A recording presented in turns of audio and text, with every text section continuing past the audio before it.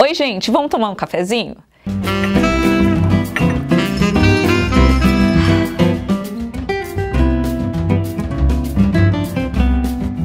Eu sou Roseli Faria, sou economista e analista de planejamento e orçamento e hoje estou aqui com dois queridos colegas para falar da política de cotas. Um deles é o Adriano Sienkiewicz, que é doutor em educação pela USP. Tudo bem, Adriano? Tudo bem, Roseli, obrigado pelo convite. Ai, que ótimo, querido. E o outro é o Derson Maia, que é doutor em Direito pela UNB. Tudo bem, Derson? Tudo ótimo, obrigado aí pela oportunidade. Eu que agradeço a oportunidade de tomar um cafezinho com vocês. Bom, hoje a gente fala então sobre política de cotas, porque a Lei 12.711 de 2012 faz 10 anos este ano, e esta é a lei, né, que criou cotas para alunos oriundos de escolas públicas, com recortes para pessoas negras, indígenas, pessoas com deficiência e alunos de baixa renda. E o Adriano fez um estudo a respeito dessa lei que mudou aí o corpo de alunos, né, das universidades federais, dando muito mais pluralidade, muito mais diversidade. O que você encontrou de interessante nesse estudo, Adriano? Pois é, a lei de cotas representa a principal política de ação afirmativa do Brasil. Considero não apenas política de ação afirmativa, mas a principal política de equiparação racial e de oportunidades educacionais, porque tem impactos muito importantes sobre a redistribuição de um bem valioso, que é a vaga numa universidade federal. E eu considero, pelos estudos que eu venho realizado, que ela tem dois trunfos principais. O primeiro é a abrangência da legislação, no sentido de afetar todas as instituições federais de educação superior, universidades, institutos, em todos os seus cursos e turnos. Então isso permite que a lei crie critérios homogêneos para a inclusão da população de baixa renda e de pretos, pardos e indígenas e também de deficientes em todos os locos da universidade. Não se cria guetos de maior ou menor inclusão, há uma homogeneidade nessa inclusão em toda a extensão da universidade, em todo o país. Isso é muito importante. E o segundo ponto é esse caráter multidimensional que a política tem. Ela tem tanto critérios socioeconômicos para beneficiar alunos oriundos do ensino médio público e também de baixa renda, e também critérios étnico-raciais. Então ela garante uma inclusão que é socioeconômica, ela garante a inclusão dos mais pobres nas universidades, mas garante também maior representação de negros e de indígenas no corpo discente. O que a gente observa a partir dos nossos estudos, que utilizam diferentes bases de dados, né, do IBGE e do INEP, é que ela teve um impacto muito grande no perfil discente, e esse impacto foi maior nas instituições e nos cursos mais elitizados. Então, quanto menor o patamar de inclusão dos cursos, por exemplo, cursos de medicina, de direito, odontologia, economia, relações internacionais, que são cursos muito reativos historicamente à inclusão, foram os mais impactados, principalmente nas universidades federais mais prestigiadas, mais concorridas dos seus respectivos estados. Então, para citar alguns exemplos, na Federal do Ceará, na Federal de Santa Catarina, mais do que dobrou a participação de pretos, pardos e indígenas de escola pública depois que a lei foi aprovada. A gente vê em universidades do Sul e do Sudeste, principalmente, Federal de Itajubá, Federal de Ciências da Saúde de Porto Alegre, e também nas universidades mais seletivas e prestigiadas que carregam o nome dos seus estados, como a Universidade de Brasília, a Federal de Minas Gerais, do Rio de Janeiro, as transformações foram muito evidentes.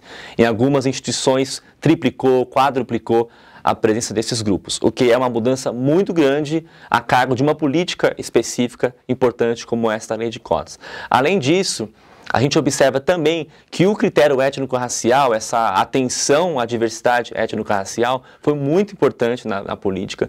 Os principais beneficiários dessa política foram os alunos pretos, pardos e indígenas de escola pública. Então, as maiores variações entre o antes e o depois aconteceram para essa população. E se não tivesse um critério étnico-racial, os resultados observados para essa política não seriam tão positivos quanto se observou. Então, uma série de estudos tem demonstrado, e a gente também demonstra isso com nossos dados, é que uma política de ação afirmativa simplesmente baseada num critério socioeconômico não dá conta de alcançar o impacto que a gente precisa como sociedade para a inclusão de negros e indígenas. É preciso que ela tenha esses diferentes critérios e que tenha, sim, uma dimensão étnico-racial para a inclusão de pretos, pardos e indígenas no ensino superior. Ah, legal. É importante essa parte que você coloca, porque eu acho que assim, vários mitos foram sendo derrubados ao longo desse período, né? E eu acho que um deles derrubou logo de início de achar que os alunos que eram oriundos de escola pública não teriam um bom desempenho nas universidades. Acho que mesmo antes, né, da 12711 isso já estava sendo derrubado, porque você tinha cotas, né, em universidades públicas. E a outra é essa, né? Se imaginava, um critério social, ele é suficiente para incluir pessoas negras, porque a maioria dos negros são pobres, a maioria dos pobres são negros, e pelo jeito em alguns cursos não é assim, a gente precisa, né, do critério racial. Mas a gente também precisa de garantir a manutenção desses estudantes nas universidades, né, Derson? O que você acha? Além do acesso, o que mais que a gente pode fazer para mudar a realidade do país? Olha, sem dúvida alguma, Roseli, eu acredito que não dá para... A gente só não quer apenas a política de cotas, acessar a universidade, a gente quer permanecer. Falo nesse lugar porque eu fui cotista racial na Universidade de Brasília. Legal. E fui bolsista permanente. Por algum tempo, quando houve cortes na Universidade Federal, isso afetou centralmente a minha vida e de outros colegas, né? Então, trazendo um pouco para a prática aquilo que a gente está conversando aqui. É fundamental a gente garantir a permanência de pessoas negras dentro da universidade.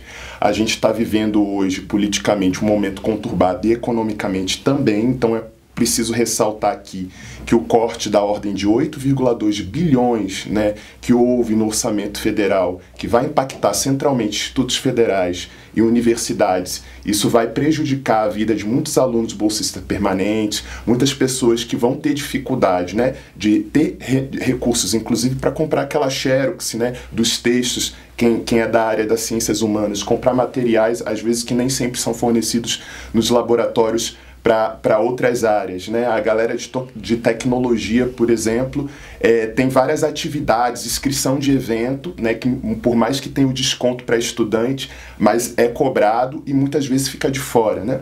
Então, essa política de permanência, ela é fundamental para garantir não só a inclusão de pessoas negras no sentido da dinâmica acadêmica no dia a dia, como também permanecer no seu sentido de aprofundamento da busca pelo conhecimento e da produção científica. Porque, afinal de contas, como que essa pessoa vai ficar no turno contrário ao período das aulas, né? Se muitas vezes você precisa lanchar, você precisa ali ter uma vida de sociabilidade com seus colegas, né? Então, tudo isso é viver a universidade e sem permanência realmente não dá para a gente ter o avanço que a sociedade precisa, que o Brasil precisa, por meio de uma política tão importante como as cotas raciais. Legal, isso é importante. Bom, eu sou da área de orçamento, né? E a partir de 2016, com a instituição do teto de gastos, né, que congelou em valores reais o orçamento da União por 20 longos anos, a gente tem visto isso, sucessivos cortes nas nossas políticas sociais. E tem coisas que daí você não pode retroagir, né? Você não pode consertar isso. O aluno entrou na universidade, se ele desiste, talvez a gente não tenha mais a oportunidade de ter esse aluno se formando, que só piora com a pandemia, né? Mas enfim, vamos falar aí um pouco de aprimoramento. Adriano, a partir aí dos seus estudos, o que você acha que a gente pode melhorar e aprimorar então na política de cotas das universidades federais? Eu acho a política muito importante da maneira como ela está, o espírito dela, a essência da legislação é muito boa. Até em parâmetros internacionais, né, poucos países têm uma política de ação afirmativa tão extensiva quanto a brasileira e tão complexa no seu desenho. Então, vários outros países optaram por caminhos mais simples, né, com impactos importantes para o contexto deles, mas o Brasil precisava, pelo seu déficit, sua carência histórica com relação à inclusão dessas populações nas universidades. Eu destacaria 3 pontos que me parecem sensíveis e que poderiam ensejar a revisão da política. O primeiro deles é a necessidade de atualizar a referência de pretos, pardos e indígenas para ingressar na universidade. A gente está ancorando a inclusão desses grupos no Censo Demográfico 2010, que está muito defasado e não representa mais o perfil da população jovem brasileira. Então a gente precisaria ancorar numa referência mais recente, por exemplo, uma pesquisa nacional por amostra de domicílio, que é realizada atualizada de maneira mais oportuna, mais célere do que o censo. E sem que seja feito isso, nós vamos produzir uma subrepresentação ano a ano. Quer dizer, o ingressante da universidade pública vai cada vez menos refletir o perfil da população, porque a população vem mudando ao longo do tempo uma série de questões demográficas e culturais de maior identificação com o pertencimento racial preto para indígena nas últimas décadas em razão do combate ao racismo.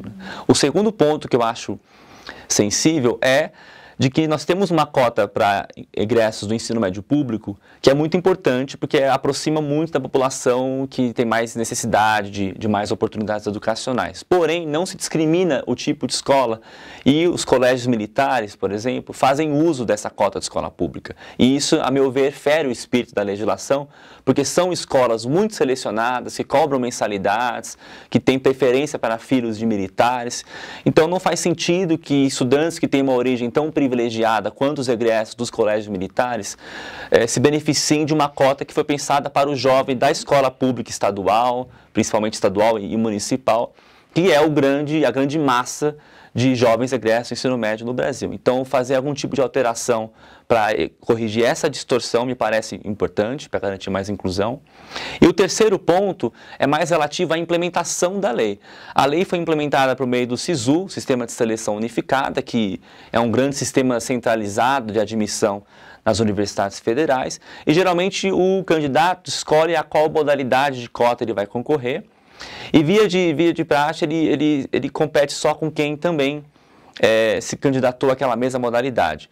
Isso quer dizer que alunos cotistas costumam disputar vagas só com cotistas, mesmo que ele tenha uma nota suficientemente elevada para ingressar pela ampla concorrência, ele acaba muitas vezes ocupando uma vaga de cota. Então isso gera também uma distorção, porque faz com que a lei de cotas deixe de ser um piso de inclusão e passe a ser um teto. Quer dizer, ela cria um limite acima do qual não se vai ter mais alunos com aquele perfil.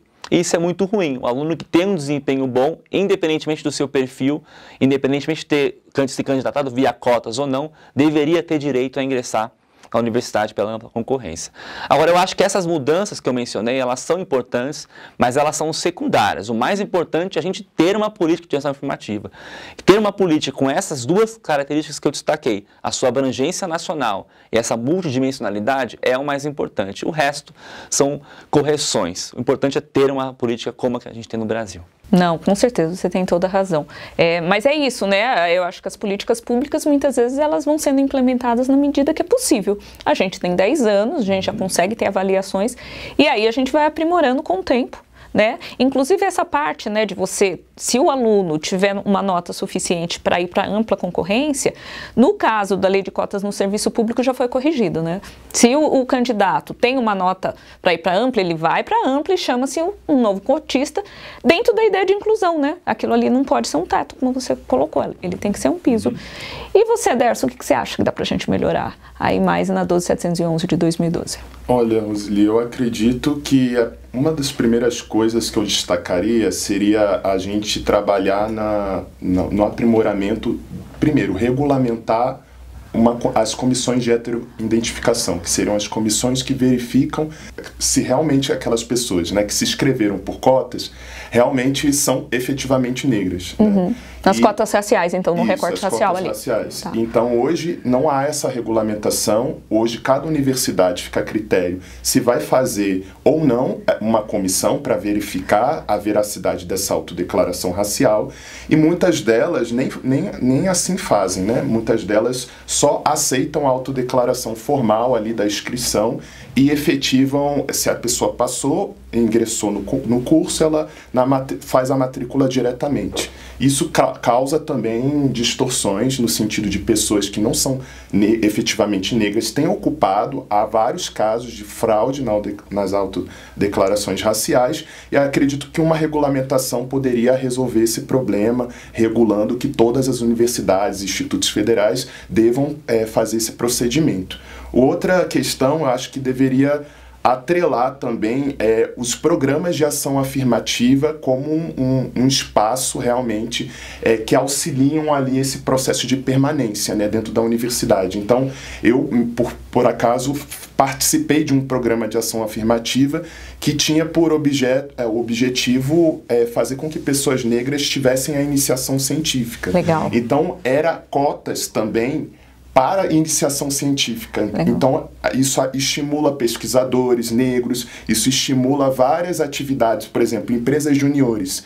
Às vezes fica a critério de cada empresa júnior dar essa oportunidade ou não, entendendo que as pessoas negras, mesmo passando por cotas, têm dificuldade de acessar uma série de programas, uma série de oportunidades que tem dentro da universidade e que essas pessoas negras continuam sendo excluídas lá na dinâmica acadêmica. Então, ter uma política de cotas abrangente também nesse sentido, de contemplar empresas juniores e outras iniciativas importantes para o aprofundamento acadêmico, acho que seria fundamental para que a gente realmente fizesse uma inclusão mais radical, né, no seu sentido de aprofundar essa importância da política de cotas e ter resultados realmente mais abrangentes na presença mesmo massiva de pessoas negras nesses espaços. Não, isso eu acho que é fundamental, porque é isso, né? Muitas vezes você inclui, mas se você não adota medidas ali que garanta a equidade, você está fazendo inclusão e não promoção da equidade,